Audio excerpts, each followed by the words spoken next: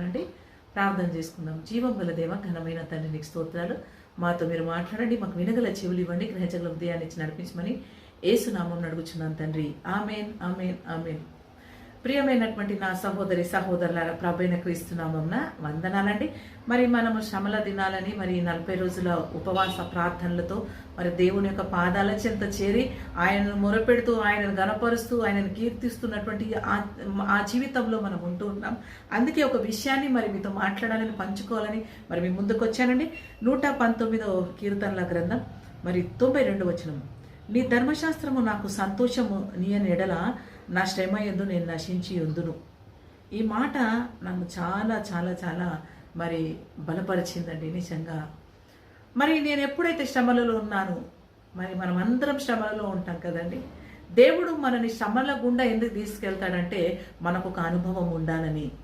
ఆ శ్రమ మనకు సంభవించకపోతే, ఆ శ్రమల గుండా మనం వెళ్ళకపోతే ఆ శ్రమ ఎట్లాంటిదో మనకు తెలియదు. కాబట్టి ఒకవేళ ఆ శ్రమ సంభవించి శ్రమల గుండా వెళ్ళినప్పుడు, ఇతరులు శ్రమలో ఉన్నప్పుడు మనము వారి శ్రమను అర్థం చేసుకోవడానికి మనను దేవుడు ఆ శ్రమల గుండా తీసుకెళ్తూ ఉంటాడండి.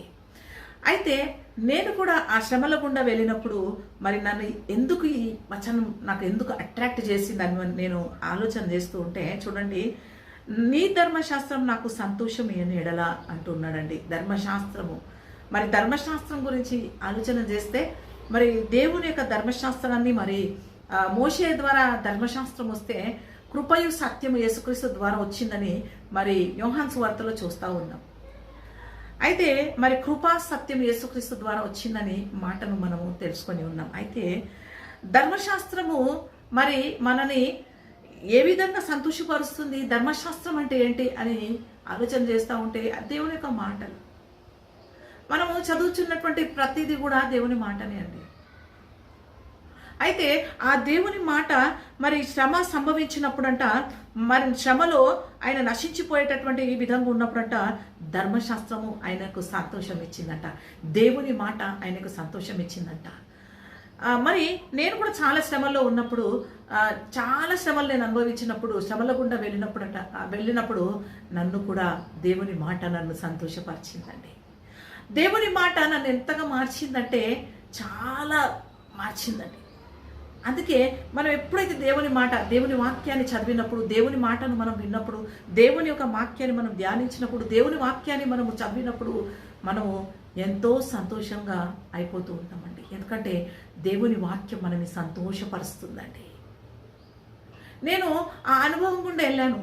ఎప్పుడైతే దేవుని వాక్యాన్ని చదివానో, దేవుని వాక్యాన్ని ధ్యానించానో, నా శ్రమలలో నేను సంతోషించాను. అందుకే మీరు ఎప్పుడైనా శ్రమ సంభవించినప్పుడు చింతించవలసిన అవసరం లేదు. మీరు శ్రమ సంభవించినప్పుడు నాకే జరిగింది ఈ శ్రమ అని అనుకోవడానికి వీలేదు. నేనే ఈ శ్రమల గుండా వెళ్తున్నానని అనుకోవడానికి వీలేదు. ఎందుకంటే శ్రమ నిన్ను సంతోషపరుస్తుంది. ఆ శ్రమ ద్వారా నువ్వు నేర్చుకుంటావు, నువ్వు ఎలా జీవించాలో ఎలా జీవించకూడదో నేర్చుకుంటావు. ఆ శ్రమ నేను ఏం చేస్తుందంటే నిన్ను మారుస్తుంది. ఆ శ్రమ నేను ఏం చేస్తుందంటే నీకు నేర్పిస్తుంది. ఇతరుల శ్రమలలో నువ్వు కూడా ప్రార్థన చేసేటటువంటి వ్యక్తిగా నిన్ను మార్చడానికి ఆ శ్రమల గుండా దేవుడు తీసుకెళ్తూ ఉంటాడు. ఆ శ్రమ నీకు వచ్చినప్పుడే కదా నువ్వు ఇతరుల ఒక శ్రమలను నువ్వు అర్థం చేసుకోగలుగుతావు. అందుకే ఆ శ్రమల గుండా నిన్ను తీసుకెళ్తాడు దేవుడు.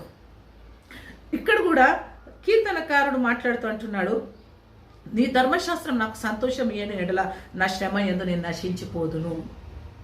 ఏం చేస్తున్నాడు? ఆయన ధర్మశాస్త్రాన్ని బాగా చదువుతున్నాడు. దేవుని వాక్యాన్ని మనం చదివినప్పుడు మనం సంతోషపరుస్తాం. అందుకే వాక్యం అంటుంది కదా, సంతోషించండి మరలా ఆనందించుడు. మరలా చెప్తున్నా, మళ్ళీ ఆనందించండి అంటున్నాడు వాక్యం. కాబట్టి వాక్యాన్ని మనం చదివినప్పుడు మనం సంతోషిస్తాం. వాక్యాన్ని మనం ధ్యానించినప్పుడు మనని వాక్యం మారుస్తుంది. వాక్యం మనని ఏం చేస్తుందంటే మనను నూతన పరుస్తుంది, శక్తితో నింపుతుంది, ఆత్మతో నింపుతుంది. ఎందుకంటే వాక్యమే యేసయ్య ఉన్నాడు కాబట్టి ఎప్పుడైతే నువ్వు వాక్యాన్ని చదువుతామో అప్పుడు మనం సంతోషంగా మారుతామండి. నేను మారాను సంతోషంగా. నా శ్రమలలో నేను ఎప్పుడైతే వాక్యాన్ని ధ్యానించానో అప్పుడు నేను సంతోషంగా జీవించగలిగాను. మీరు కూడా సంతోషంగా ఉండాలని మరి వాక్యాన్ని బాగా ధ్యానించండి, చదవండి. అప్పుడు మీ శ్రమలలో కూడా ఎలా సంతోషించగలుగుతారో దేవుడు మీకు నేర్పిస్తాడు. మీరే నాతో మాట్లాడతారు తిరిగి. నేను శ్రమలలో నేను సంతోషించడానికి కారణము వాక్యాన్ని చదివినప్పుడు, వాక్యాన్ని నేర్చుకున్నప్పుడు అని మీరు నాతో మాట్లాడతారు. అలా దేవుడు సహాయం చేస్తాడు. కాబట్టి మరి దేవుడి మాటలు దీవించును గాక. ఆమెను వందనాలండి.